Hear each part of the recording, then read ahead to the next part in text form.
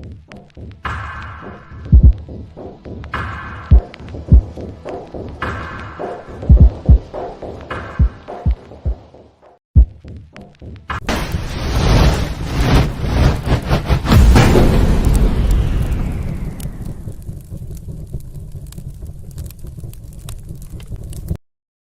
to the Typical Skeptic Podcast, where we dive deep, you decide. Questioning the matrix from UFOs, where the shadows unknown reside. Rob Khalil busting myths like ghosts in the night. Paranormal pros, secret space ops, yo, we keep it real, no fright. Typical skeptical seeking, never sleeping on the lies. Aliens, Anunnaki, black ops in disguise. From abductions to ancient scripts, we flip the script wide. TSP style, mile after mile, truth can't hide. Hold up, TSP crew assemble, we dismantle the fable. My lab's targeted souls breaking out of the stable. Dogman howling, Bigfoot prowling, cryptids in the mist. Mandela the fifth twist in reality, can't resist the twist. Soul trap snapping, reincarnation mapping, holographic dreams. Near-death visions, out-of-body missions, waking up the teams. No censorship here, we fear no elite scheme. Conspiracy kings ringing bells, hear the freedom ring. The skeptical seeking, never sleeping on the lies. Extraterrestrials, interdimensional highs. Welcome to the Typical Skeptic Podcast. Welcome to Typical Skeptic Podcast. Be sure to like, subscribe, and turn on notifications. Welcome to Typical.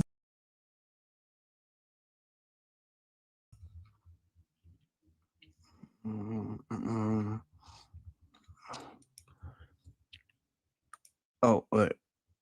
There we go. Oh, wait. Sorry. There we go. Hey, guys. Welcome back to another episode of the Typical Skeptic Podcast. I'm really excited about my guest today. We're going to be talking about what are entity attachments, how might spiritual interference affect a person, and what can people do to strengthen their discernment and energetic boundaries. I have with me psychic healer, teacher, and consciousness arts guide, Laura Van Tyne.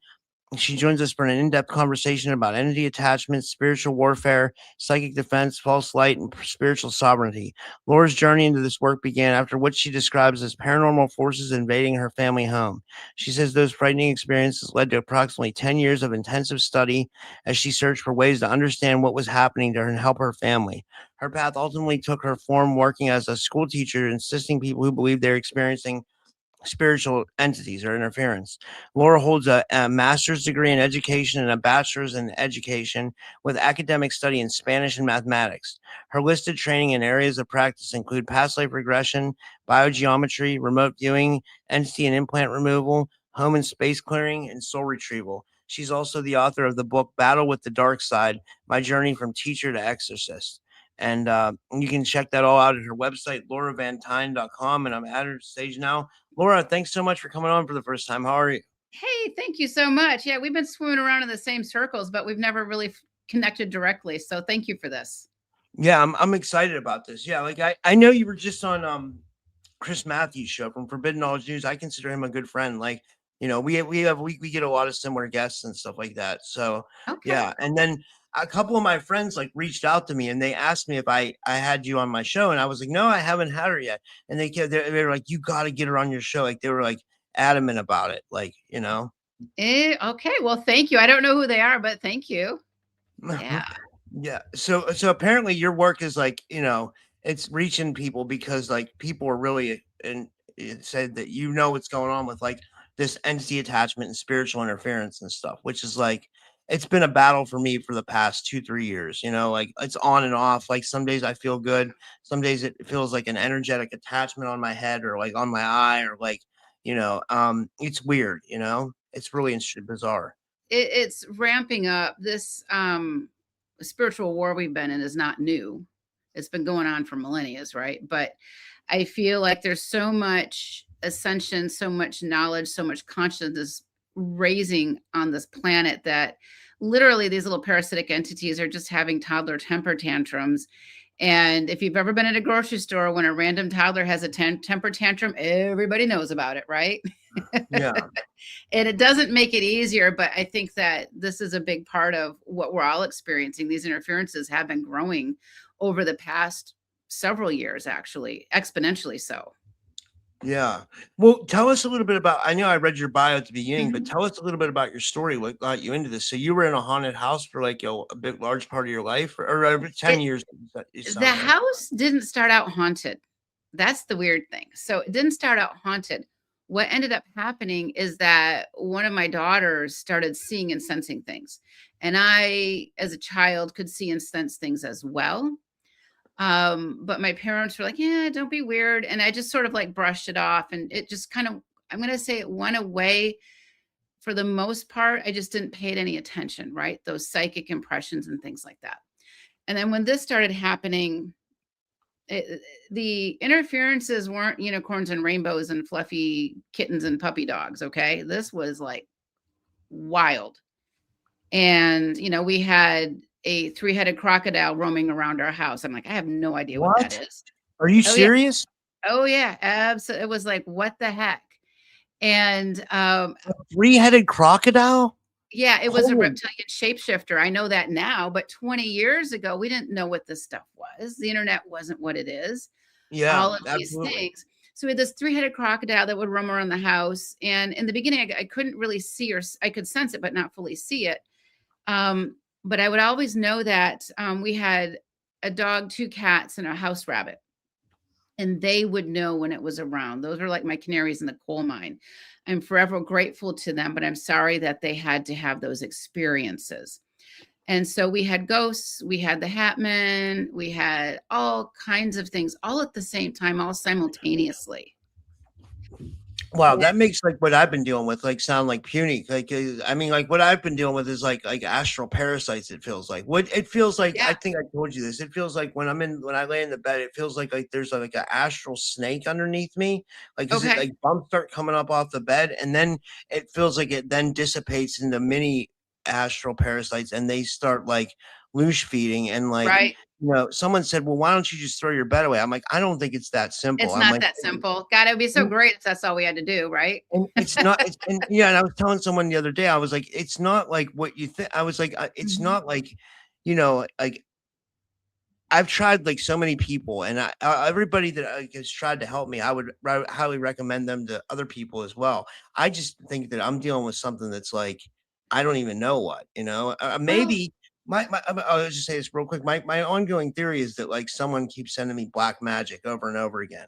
That's it kind could of like be. yeah. Absolutely, it could be, and it can be many different things. This stuff happens from many different angles.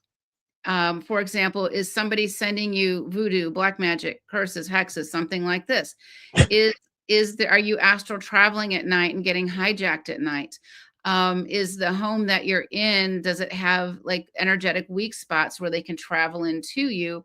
Based on the work you're doing with, the paranormal, you're going to have a little bit of a brighter light about you. I mean, that's just kind of how it works, right? You're like, Yeah. oh, this guy is interesting. Is there something that we're doing in our life or lifestyle that we don't know that is kind of opening a doorway? And it's not a criticism. One of the No. biggest openings that we can have, honestly, and it's not going to make me popular, um, violent video games. People who tend to Wow. play violent video games quite a bit will create weaknesses throughout that old Batman movie. I think was who died? Was that Heath Ledger or somebody? I don't really remember. I It was think so. years Yeah. ago. Yeah. It was Yeah. years ago. Well, there was something going on energetically there. And let's say there's something energetically going on on the movie set. And it's Hollywood too, right? And Yeah. things are happening. But what happens now when I take that live stream, or back then it was a VCR or whatever, right? Alcohol is another good one, Joanne. Absolutely. And it enters our field, right? Was we're watching it. Sometimes horror movies can do this. And it doesn't mean every horror movie, every violent video game is going to do this. It means that the dark side is looking for some type of crack in our foundation. And, Joanna Childs mentions alcohol. Absolutely. They call it spirit for a reason. That's kind of cliche, but it's true. Can Because marijuana be a gateway? Like, because like I do smoke marijuana at night. Like, it can be a gateway, not always. So here's the issue with marijuana is that before it was regulated, there's like basically one variety of marijuana. Now yeah. that it's regulated, all of these producers and manufacturers are adding their own stuff to it, and we don't really know what we're getting. Does that make Yeah, sense? that's a good point. Yeah, yeah. That's a So really good point. Yeah. yeah, and so there's many different things, and so what we want to do is kind of like clean house, raise our base vibration as best as we can. And there's many ways to do it. The idea of really creating a healthy soul, because this is what we're talking about. These Yeah. things pick at us, right? And we want to create a healthy soul. So when we have a higher vibrational frequency, when we cost them so much energy, which is a form of currency, it's like they're spending money on us, right?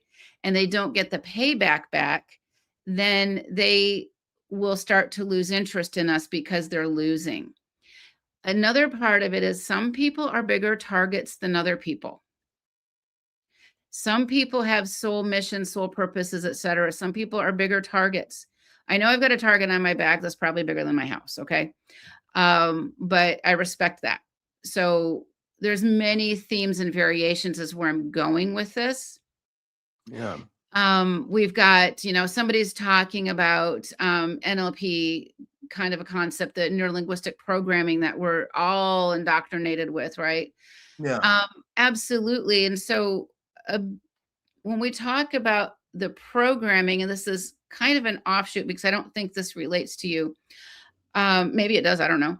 But it relates to so many others, is this programming that we get, and it could be childhood programming. Don't trust your intuition, or these, do you remember, were you around when they had the Foster's Home for Imaginary Friends or something? Like, it was a cartoon. And Was that in the 80s or 90s? I'm it an was 80s like in the kid. I was born 90s. I in, think it might have been in the 90s. And yeah. so basically it's all of these thought forms that, and because somebody had mentioned, I wrote it down, that thought forms are beings that we create. We can create these things too, and children are really good at it. Teenagers are really good at whipping around this energy, let's face it. Right. So anyways, there's a lot of theme and variation. And I think what we could do is just kind of like dissect it a little bit and give people solutions so they can kind of help themselves or decide if they need somebody to assist them, basically. Yeah. And then like when you assist someone, like what do you usually do? Is it like a combination of like energy work or like what, like, or like, I guess it differs, right? Because you do soul retrieval, you do house clearings, right? So like it just, I guess it depends on what the person needs, right? It does, but I always go to, or when I say my spiritual team, and I always go to what the person needs. That's the priority. It's not what I think they need, it's what they need. Yeah. So what happens, and I really like to work this way, and I learned these skills and techniques to work in this manner because it was like 10 solid years of pure hell. I'm trying to figure out what's going on. I have all these, I'm hiring every psychic frog, shaman, blah, blah, blah, blah, blah, everything, moving mountains to solve my family's problem.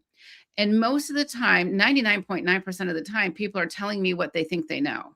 Oh, well, in fact, this is kind of the funniest story, is that we had this ghost child in our house named Annabelle, not related to the horror flick, and it was before the horror flick, who came to live with us.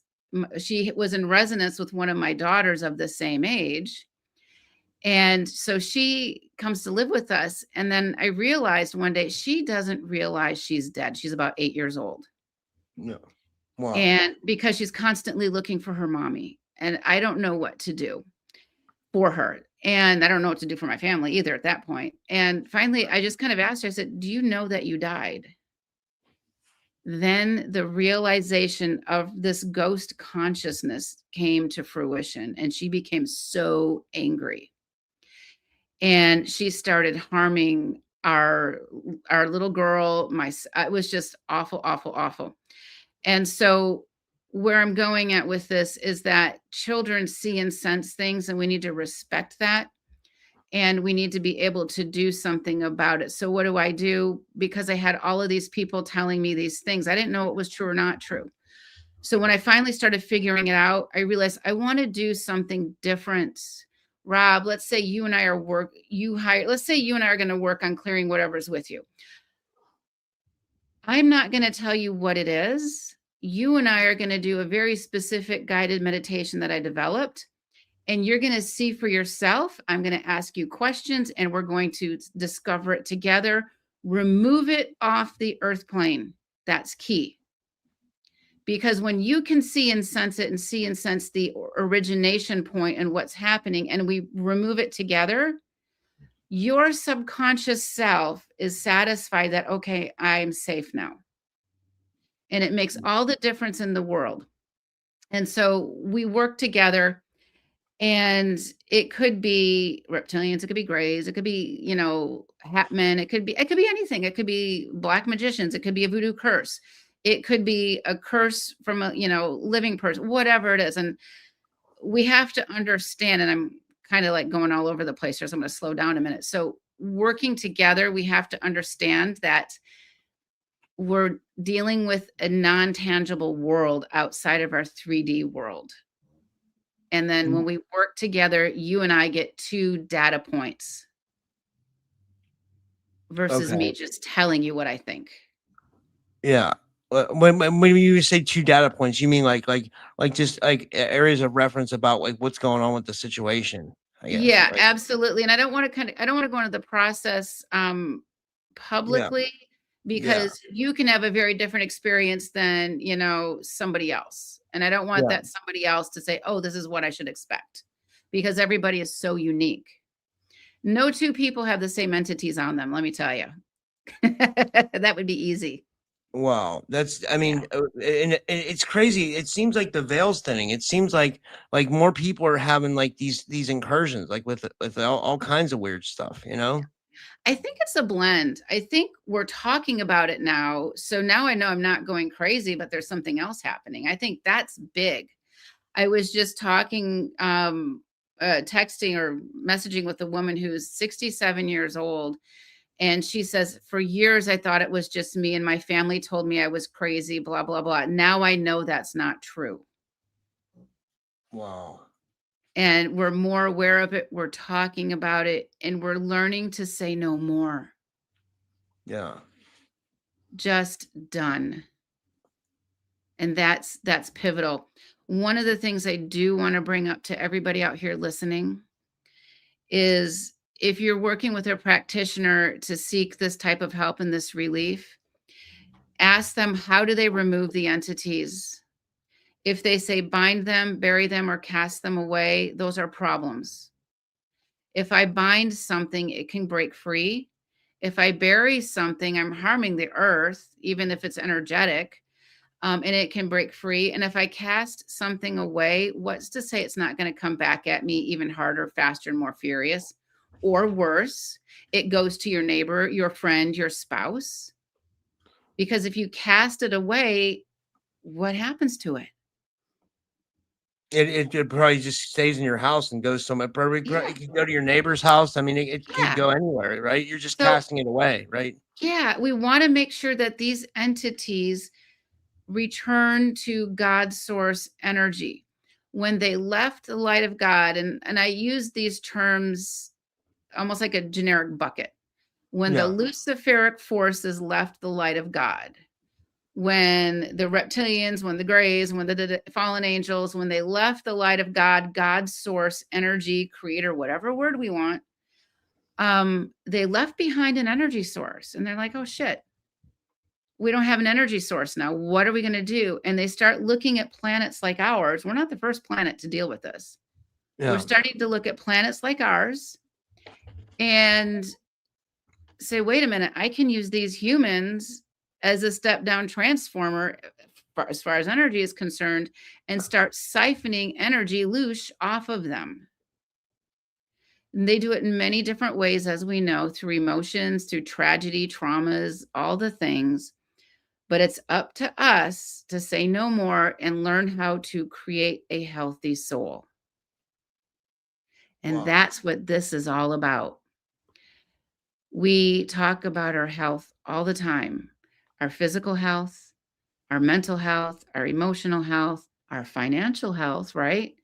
But when do we start talking about our soul's health? When we can start having these conversations it strengthens us so fast and so quickly. It's like we're catapulted. My soul health, the soul, what is the soul? First of all, the soul is the energy that animates these bodies. Yeah. When we die, we leave this body. This body is nothing more than a rental unit, really, right? Yeah. And I want my deposit back on my rental unit, right? Absolutely. Right. So I want to make sure that I have a healthy soul. And there's many ways we can look at this. Am I compromising myself? So let's say, for example, in the workplace, am I screwing somebody over so I can get ahead? That's a form of compromising myself, right? Am I, being greedy when it comes to like the will or whatever, an estate or something like that? There's all the landlord needs to do an upgrade on my property. That's great. I've never heard that one. That is awesome. Well, I didn't. Rochelle Kyle says my landlord needs to do an upgrade on the property, meaning the body. That's funny. Thank you for that laugh, by the way. I might have to quote you on that, Rochelle. So anyways, this healthy soul concept, what can I do to create a healthy soul? What am I energetically aligned with? Look at friends and family. And I'm not talking about estrangements, but look at friends and family. Do you have commonalities or themes with them? Are you learning to overcome, for example, a childhood trauma? Are you learning to change the course of your life for some reason for the better? All of this stuff is so important. And there's many ways to skin the cat, basically, which is a terrible expression, but there's many ways to attain a healthy soul, but a lot of it is with intention. Yeah. Like, what do you mean by that? Like, wait. So our soul, we all come in here with maybe lessons and experiences. Maybe our free will is mitigated. A lot of people's free will is mitigated quite a bit. To say that we have soul sovereignty, I question that because of the way the dark side is puppeting us, okay? Yeah. But it's still up to us to break free, period. And for some people, they come into this earth plane, they reincarnate here with a cute little Kate Spade bag of garbage, and other people come in with freight trains of garbage, right? And so it's still up to us to clear it. That's kind of where it may not be fair, but it is what it is. Yeah.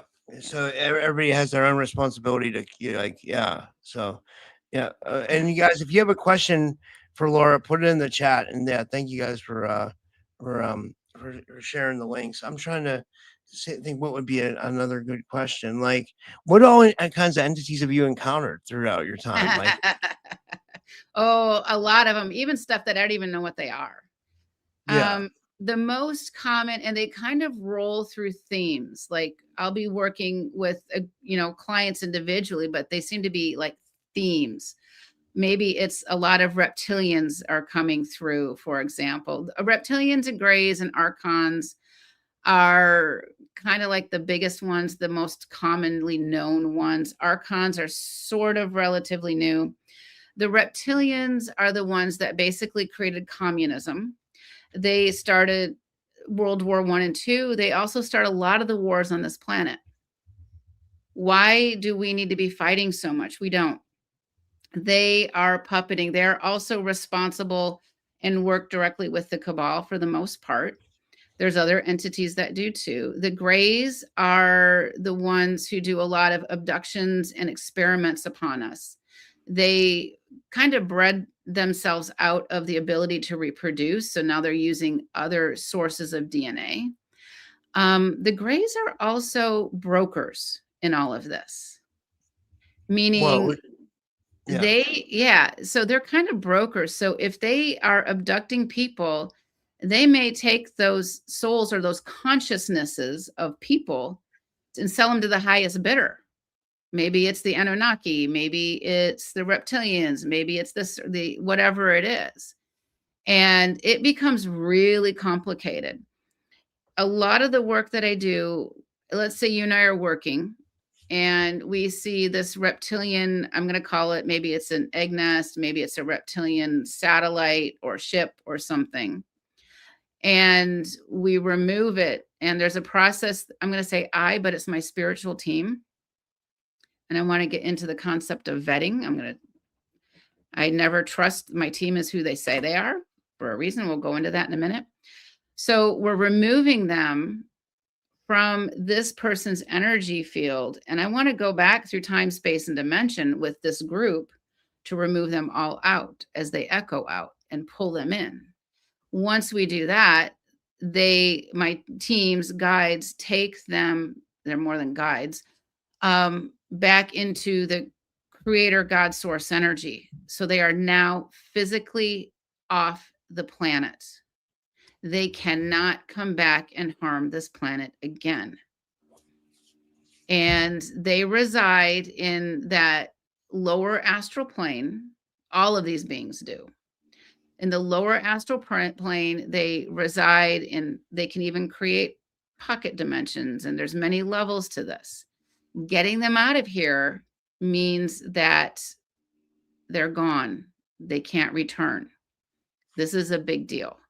And we're seeing a lot of things starting to crumble and fall.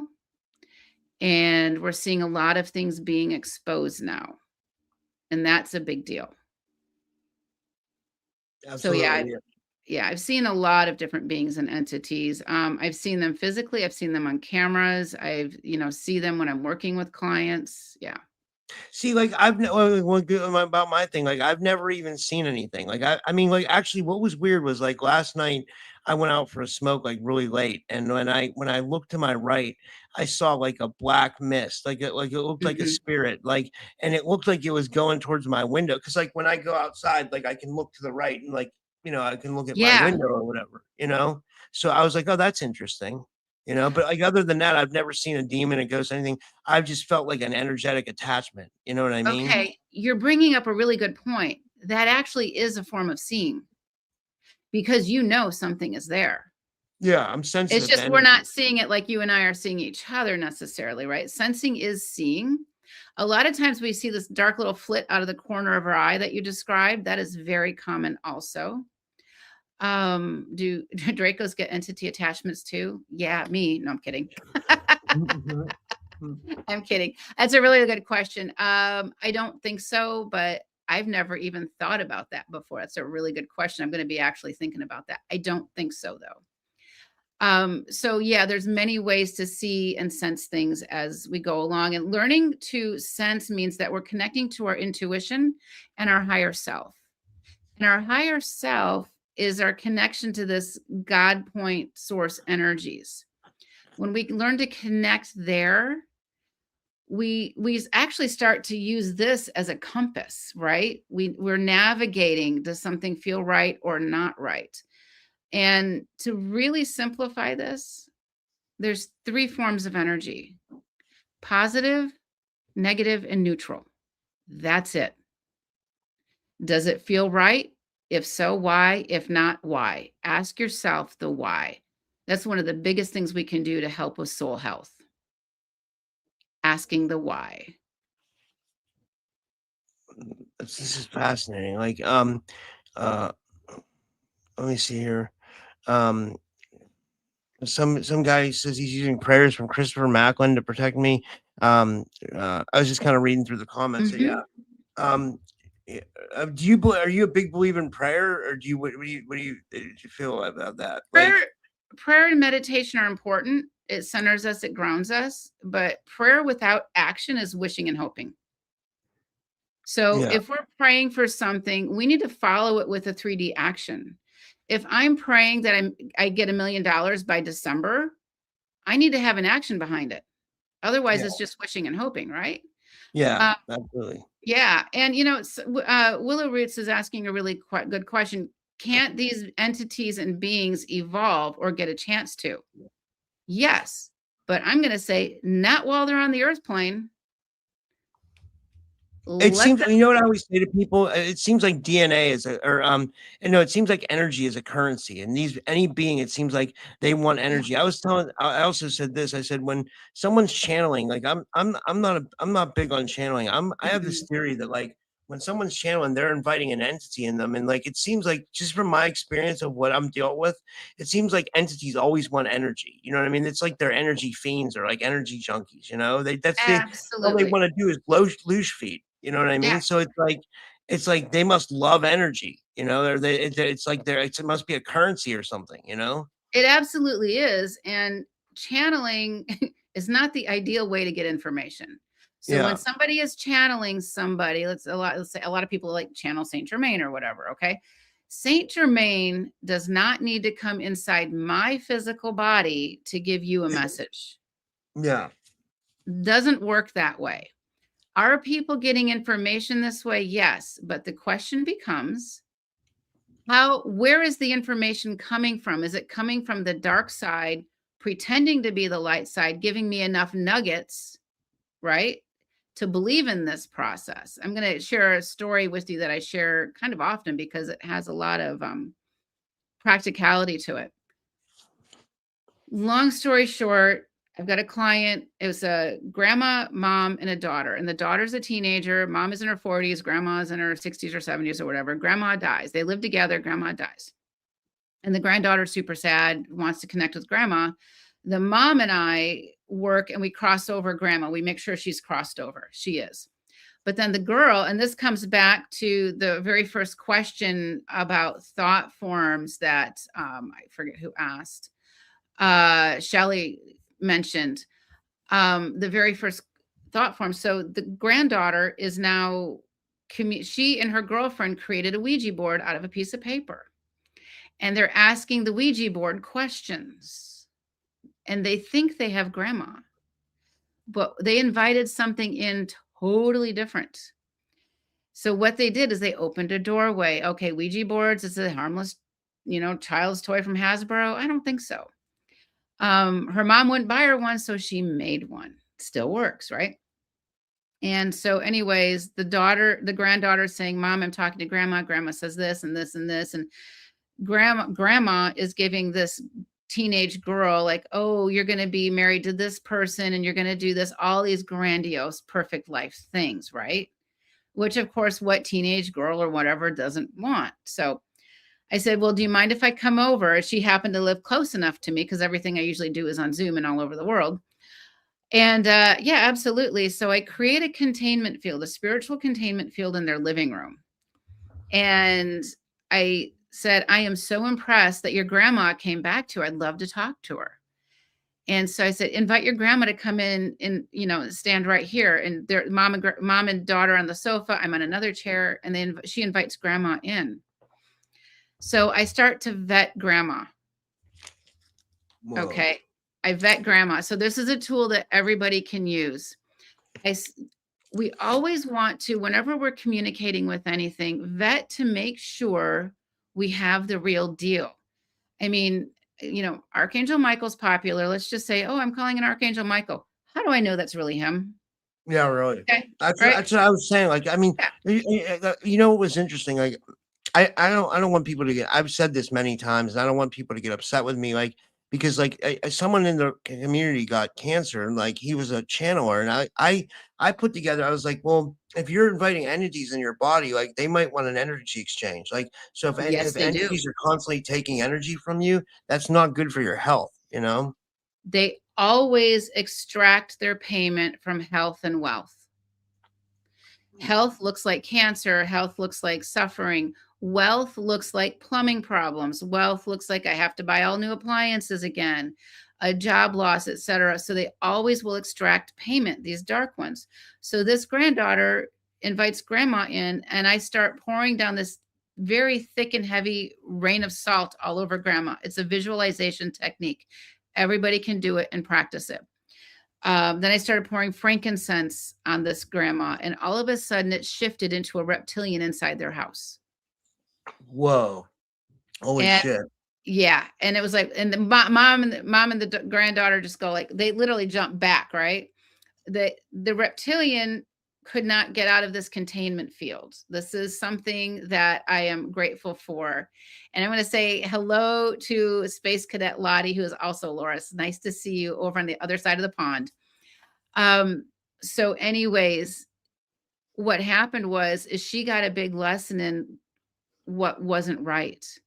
Had mom had not called me, this reptilian would have taken over that household. It would have Holy shit. invited its reptilian friends in. And this girl was homesick for her grandma. Her heart is Aw, that's pure, sad. right? Yeah, that's sad, you know?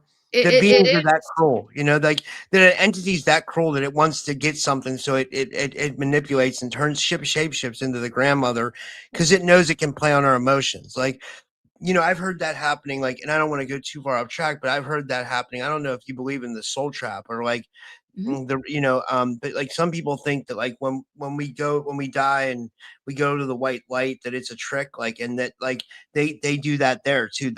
They said that they'll come in the form of as your grandmother or your mother, telling you that like it's okay, come to the light, reincarnate. Or maybe they're not saying anything about reincarnate at that point, but they're definitely saying like, you know, that everything's safe, and then it convinces you to go to the light. And then its theory is that then you basically wake up in a birth canal, or, you know, like because you've just been reincarnated back in through the matrix. Yeah. I don't know. I mean, but then some people like have kind of shot down the whole soul trap. I mean, do you see any like just as like did you see any like anything to that? Oh, Or yeah, absolutely. So in the work that I do, a lot of is soul reclamation. So the reptilians, and I've seen this so many times, and I've seen it with clients also. In my YouTube channel, which is under my name, I take these client sessions and I break them down so people can understand how this stuff works. So what the reptilians will do is they will harvest these souls. I call it soul napping. yeah. This is why we want to have a healthy soul, period. So the false light, this false matrix, yeah, it exists. Kidnapping happens in the 3D, so why wouldn't it happen in other dimensions too? So what they do, and they not just human souls, I've seen animal souls, I've seen angelic souls, and people, and now there's this thing about angels. We'll talk about that later if we get to it.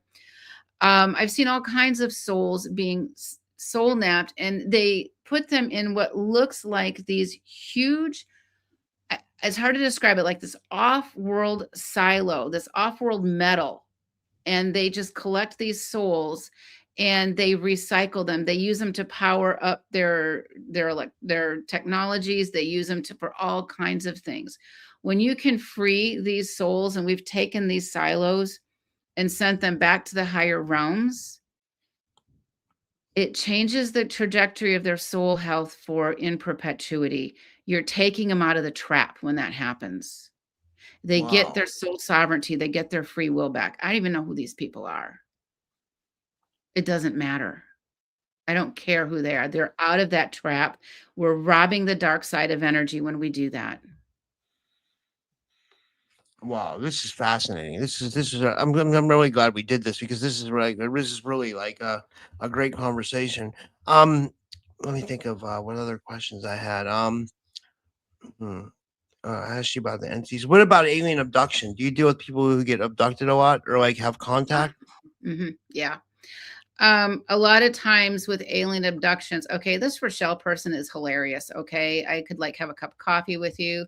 She's like, hey, little girl, I'm a friend of your mom's in another dimension, right? So you're so funny. Thank you. I love a good sense of humor. This comment here, like this comment of, hey, little girl, I'm a Yeah. friend of your mom's, and she wanted me to come get you. Yeah. Yeah. I mean, that's what it is. It's just in a different dimension, right? Yeah. Yeah. So Well, anyways, I forgot what we were talking about. I'm sorry. alien contact. Alien contacts. Yes. I've had people that have had a variety of different types of alien contacts. What will often happen is with alien contact and alien abductions is they mess around with the physical body. And when that happens, they have these medical mysteries happening to them. They may have missing time. I've dealt a lot with, 20 and backs and that type of stuff, MK Ultra victims, SS peers. This is more common than we think it is. And we have to understand that these things do happen. Bad things happen to good people. And so with the help of other light beings, we often do the repairs or psychic surgery kind of thing to help them. And because it's stuff that the medical industry says, well, we don't know. We don't know what's going on. We don't know why your heart is twice the size of what it should be. We don't know why you're actually missing an ovary. And so part of this is also reclaiming any stolen DNA, so they no longer have access to that person. Yeah, I just want to give it a pause because I've been like talking fast and furious here. So I just want to give everybody a second to like just think for a moment. Yeah. Nope, you're on mute, Rob. I'm sorry. I can't. Hear me now? Yep, I can hear you now. Yeah. I have a list. I had to plug in my thing so I could get my list of questions. You talk about hindering spirits. What's a hindering spirit? Hindering spirits are ones where there's no full-on possession happening. So if I am possessed, there's a spirit inside of my body that's not mine. On one of my YouTubes, I don't remember what the title of it is right offhand, but I worked with a woman who always had an addictive personality. It was alcohol, it was drugs, it was men, it was women, it was spending, it was this and that. And she couldn't understand it. And we started working. Long story short, one of her grandfathers died when he was 40, before she was born, remained as a ghost. He died of an alcohol addiction. Wow. Upon her birth, he entered her physical body, and she was always vying to be in front of her body, in front of her soul. And so that would be a full-on possession. What you're dealing with is more of hindering spirits where they're pecking at you. Yeah. Yeah. And then, like, I was going to ask you, like, is it hard to, like, for you to, or has it been hard at times to distinguish between like an attachment, an energetic imbalance, or a psychological issue? Or are they pretty much easy to kind of spot? Like, sometimes it's hard. Sometimes we're married to our misery. Yeah. So I can remove all the entities till the cows come home. But if that person is programmed to think they need that misery or that existence, they'll create these thought forms to keep having them come back in. That's a possibility too. And somebody asked, Catherine asked, how can we help jabbed people? That's a very complicated question. They have to be able to have the free will to understand what was happening to them and want the help. If they want the help, that is fantastic. We can do more. But if they don't, that is where they are stuck at with their soul evolution for that time. Has their free will been taken? Absolutely. Is there something we can do with it? Yes, to a certain degree. So thank you for that question. Yeah, that's it. Yeah. Let me see here. What do you think's going on with like the whole spiritual warfare? Like, is it like do you think like it's like biblical, or do you think it's like it's beyond biblical? It's beyond all the things. The spiritual warfare has been going on for millennia, even outside of our planet. I believe, and I could be wrong, that Earth is the 13th planet that could possibly face total destruction, but the light side is coming in and they're rethinking how they do business so that it won't happen. That's a big deal. We've seen, we can go into the galactic wars and stuff, and that's kind of the same thing that's happening here, but on a kind of a different level, more of a psychic interference type of level. Yeah. And then and one thing you said is you worked with like people in the SSP and like Black Ops and stuff. Like, do they have it usually different? Like when it comes to entities, or you work with them like about like recovering memories, or like it can be recovering memories. Yeah, definitely. And sometimes the abuses are so significant that their higher self and spiritual team says, no, that's not a good idea to recover those memories. And they'll give that person just enough to say, okay, I'm good. They won't, it's because these things are horrific. With SS peers, we've got people with missing time. We've got people with these unusual experiences where they remember being on Mars, for example, and running and jumping 50 feet and stuff like that. Yeah. So there's a lot there. I'm going to let my 17-pound coworker out. I apologize. One moment, please. That's okay. Yeah. And while she's doing that, thanks to everybody for being here. We have, I'm looking at the counter. We have 70 people watching between my channel and Laura's, and that's not even counting the people watching on my Rumble. So yeah, it's a great turnout. Thank you guys for being here. And yeah, what about my labs and targeted individuals? Do you come across that a lot? I do. I come across with voice to skull technology. I don't want to call people victims because it puts you in a one down position, right? But people that have been affected with that. My labs, mind control. There's many ways that they can harness our energy. And one of the things they want to do is they want to create, when they create a huge amount of fears within us, traumas within us, we have an adrenochrome spike in us that starts to light up our psychic senses that they can utilize. So that's when we can start to disengage them from that, give them their life back. Part of it is helping them to understand that they can be safe, that their soul is safe, that their subconscious is safe. We have our conscious self here that you and I are, and all these people are having these conversations in a while, right? Together. We have our higher self, which connects us to the higher realms, but we have our subconscious. Our subconscious self, the medical industry says, keeps our heart beating, keeps us breathing. Yes, it does, but it does so much more. It is the record keeper to our soul. And when the subconscious gets traumatized, we become stagnant. We don't understand that the subconscious is traumatized. This is that concept of, oh, he's just a grown man, a little boy in a grown man's body, or a little girl in a grown woman's body, because they're frozen at these earliest signs of traumas. And they can definitely be earth plane traumas.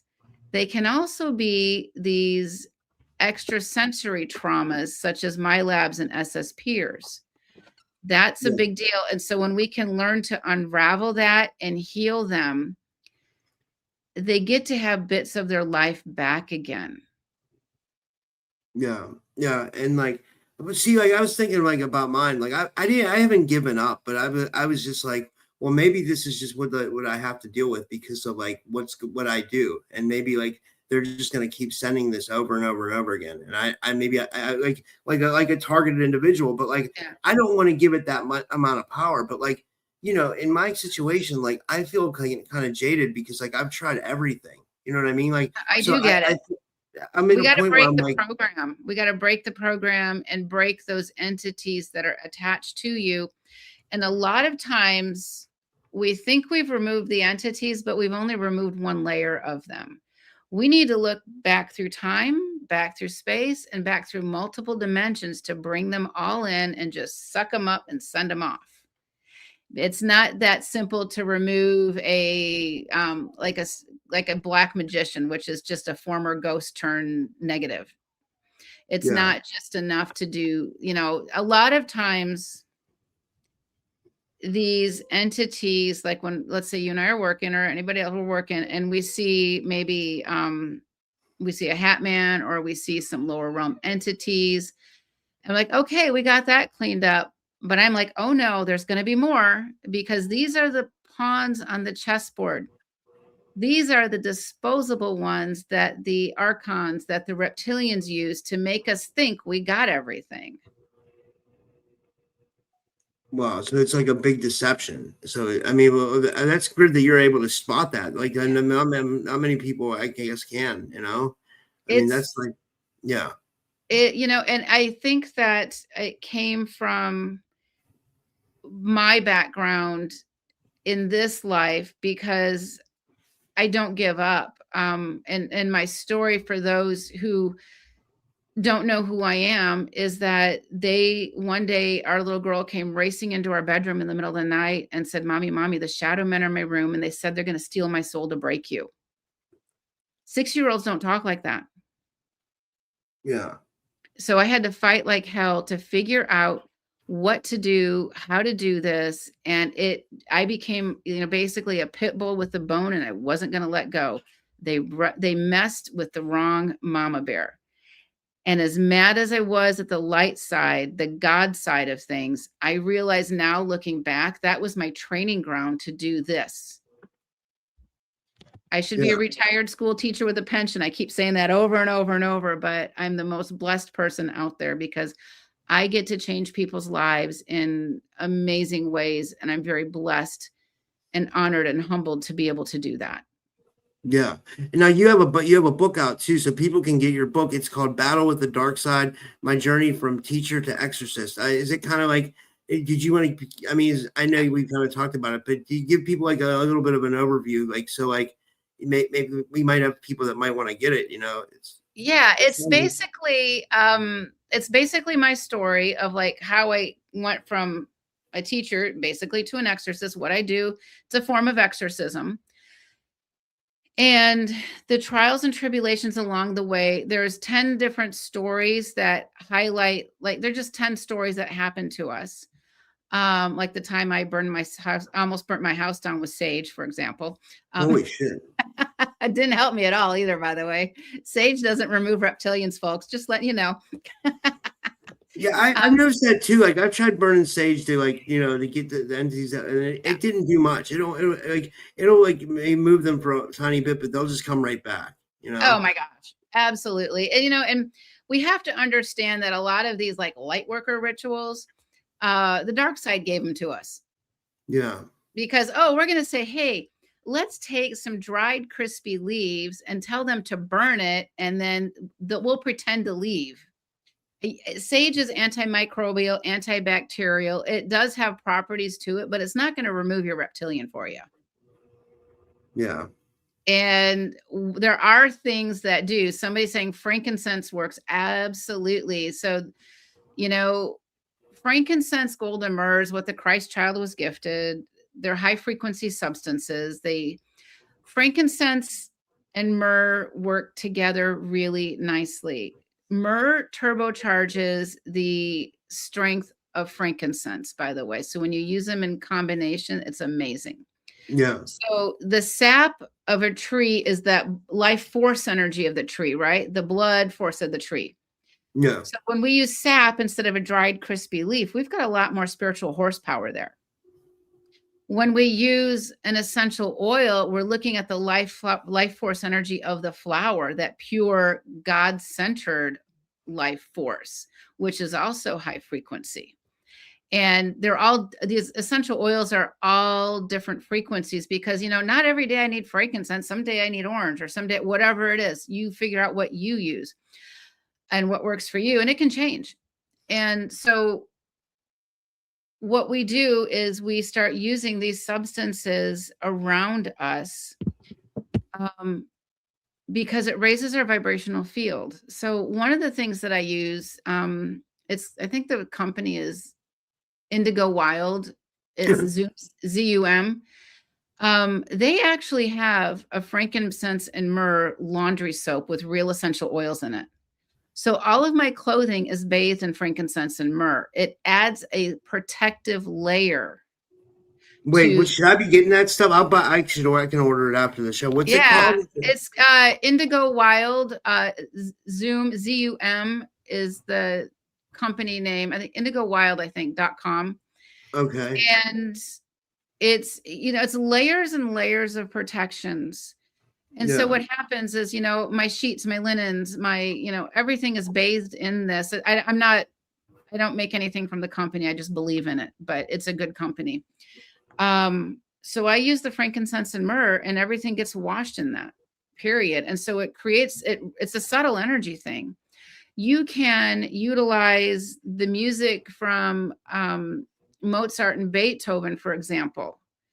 to clear your house. Just play Mozart on low. Dr. Masaru Emoto, the Japanese scientist, Messages from Water, discovered that this classical music had a very high vibrational field to it. And when you play the music, the water crystals became literally lightened and symmetrical. If you are using like maybe screamo music or whatever music, they become disheveled, these water crystals. You can play this stuff on your computer at the very lowest level and it still works. You don't have to hear it. But it's a subtle energy concept. And the goal is, guys, we have to build our spiritual tool belt. Yeah. What is working for me today may not be working for me next year, because both sides evolve, both sides pivot and change. So we have to learn how to shift, how to add to our spiritual tool belt. This is key.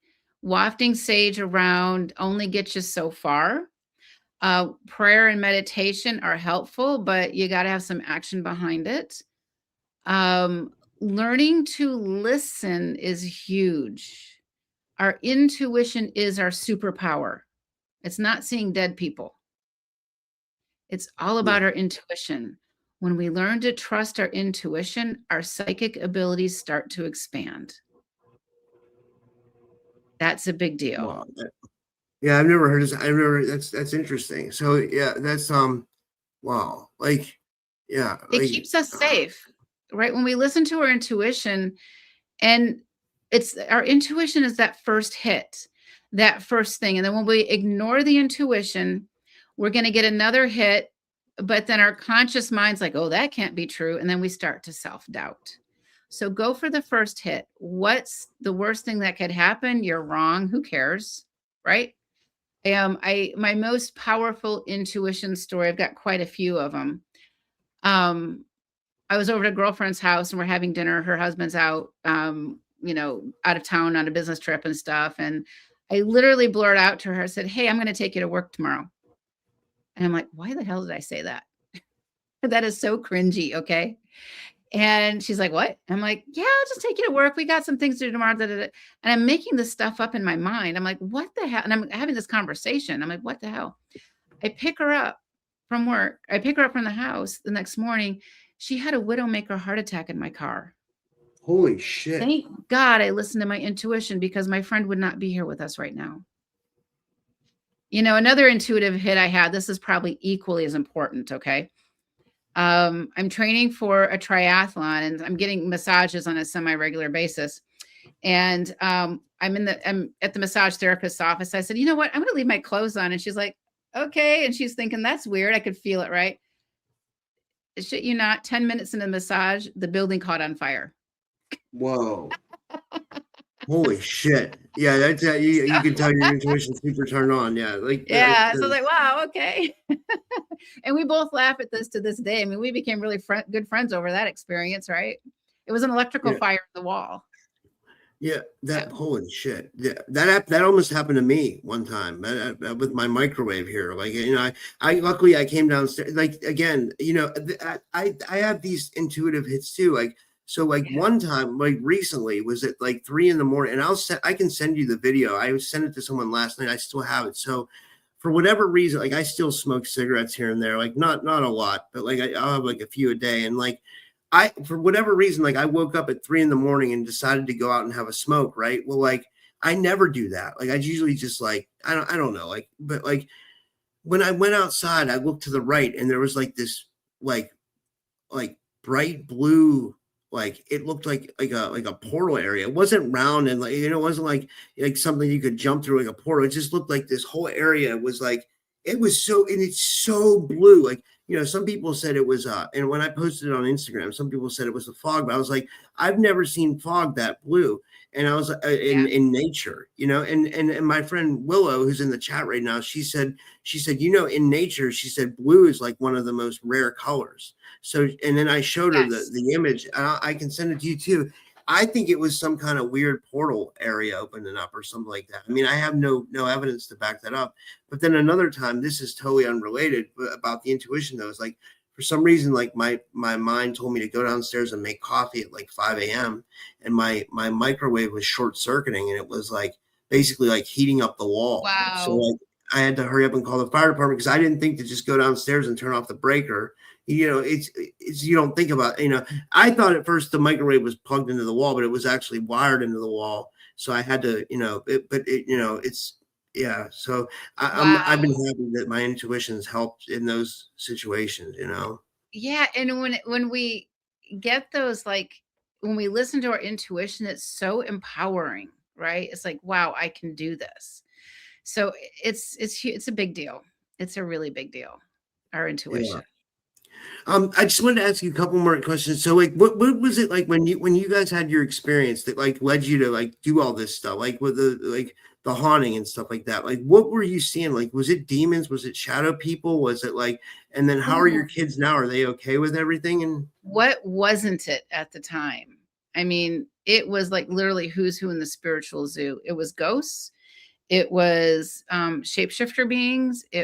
We had a lot of what I would call black magicians, which are former ghosts that have turned into dark entities by their own free will, through power and greed. We had, and I didn't, like I said, I didn't know what they were. They were reptilians at the time. We had all kinds of stuff happening. Every day was, I'm going to say, a different adventure that was so exhausting. After that experience where my daughter came in and said the shadow men were going to steal my soul, I didn't sleep for years. I would go to sleep for 2 hours a night after they were in school because I was afraid if I fell asleep, what would happen? And every day it was different. Every day, I mean, I can't even begin to describe the book. My teacher from Exorcist book talks a lot about those days and a lot about looking for help. I mean, I cannot tell you how much clergy, psychic, shaman, and all the things that we called, and I'm trying to figure this out. And most of what I tried just didn't work. yeah, It that's been my experience as well. That's yeah, why I really resonate with you because like that's why I'm so like jaded right now about the whole situation because it's like not I mean like okay like as far as like some of the healers that have tried to help me like I would recommend them to everybody. Like I'm not I'm not putting yeah. anybody down or anything like that. I'm just saying like for whatever reason it didn't work for my situation. You know what I mean? Like That's what I had when in my early days, people would recommend other people and stuff to me. Nothing worked. Like 3% of what I tried work, and the amount of money we spent on services and devices and all of these things, nothing was working. And it was so frustrating. And I remember, this is in that book. I had a very well-meaning friend said, "Well, did you burn some sage?" And I'm like, "I'm so green at this. What do you mean burn sage? What do you mean?" Okay, that's how green I was. And I'm like, "Where do you get sage?" And she says, "Oh, go to this metaphysical store here." Da, da, da, da. So I go and I buy these 3 cute little bundles of sage. And I take them home and I burn them and like nothing happens. And then she said, "Well, did you burn white sage?" And I'm like, "I don't know what the difference is." So she comes by the next day with some white sage. And I thought, and she's like, "Well, they're very powerful. Just burn one at a time." And I'm like, "Screw that. The kids are in school. My husband's gone. I'm going to burn them all." So I get a silver mixing bowl, and I talk about this often, and I light them on fire, and I'm sleep deprived. And so what happens when you light something on fire in a metal bowl? It gets hot fast, right? It yeah. literally, I drop it. It lands on the dining room table. It's this huge whoosh of a chimenea. Like, have you ever had a chimenea? No, what's that? What's a chimney? It's a Mexican fireplace. It's small, and it just, the fire can shoot out the top. My ceiling is scorched. The whole house is billowing with smoke. I'm opening the windows and doors. I'm like, "Please God, don't let anybody call the fire department." And I walk outside, and all these entities walk out with me, and they're just laughing. Holy shit. I mean, it did nothing. And that was like time after time after time. That's what was happening to me. So I look at silver linings, and everybody out there who's dealing with this and suffering and everything else. Know that what you're doing, you're gaining lessons, but you're gaining experiences and knowledge. So most of what I learned in the early days was what didn't work. And then I said, okay, well, why didn't this work? This was the key. Why don't these things work? Ultimately, it all comes down to frequencies, but that was a lot of money dumped into the why it didn't work category. Let's face it. Yeah. Yeah. Brandon says, were you always able to see them? When I was a kid, yes. And then when they faded away because whatever. And then when I was a teenager, it was the weirdest thing, but I could tell when somebody was going to die. It was not the coolest psychic ability to have whatsoever. Like I predicted like all these deaths. It was awful. So I said, I want no part of it. I stayed away from it. But then when my daughter became very psychic, it all came rolling back to me. And these abilities do follow family lines. Everybody has psychic ability. The issue is different themes and variations and degrees of psychic abilities. So just know that when we're developing a psychic ability, it may ebb and flow. It may come and go. You may start to do this or see or sense something differently. So yeah. Wow. This is a fascinating interview. Like, I mean, I thought this was amazing. I mean, like, is there anything else you want to cover before we finish up? And I would love to have you back on again. This was great. I mean, Thank you. This is really, yeah. You know, the best advice is test and vet your guides. Learn if it's muscle testing, if it's visualization techniques. When we learn to muscle test, we're actually connecting to our higher self. And if you get the wrong answer or you get a shapeshifter, let's say I'm vetting Archangel Michael and he turns out to be a shapeshifter, don't think I wasn't worthy, think I dodged a bullet. And just make sure that the light side I'm commanding the light side takes this thing away to the higher realms right now. Yeah. It can be that simple. So thank you. And I want to thank you for this opportunity too, Rob. Thank you. Absolutely. Yeah. Yeah. And yeah, do you want to tell people where they can follow you and find you and stuff? And I love this. This was awesome. Thank you. My name, LauraVanTyne.com, LauraVanTyne.com. And on my website, I do want to say that I have a ton of blogs. I write a blog a week. Right now, I'm a month behind in August, but I write a blog a week on average about a variety of topics to help people help themselves. If we can get people to start to help themselves, it frees up humanity so much. If people need services, spiritual services to clean or clear something, I have that as well. But also, if you're hiring any practitioner, you want to make sure that ask them, how do they vet their guides? How do they vet whom or what they're talking to? Ask them, how they do things. Question them. If you don't like their answers, you don't owe them anything. Period. It's an opportunity for you to learn how to discern. Discernment is key. Discernment keeps us safe.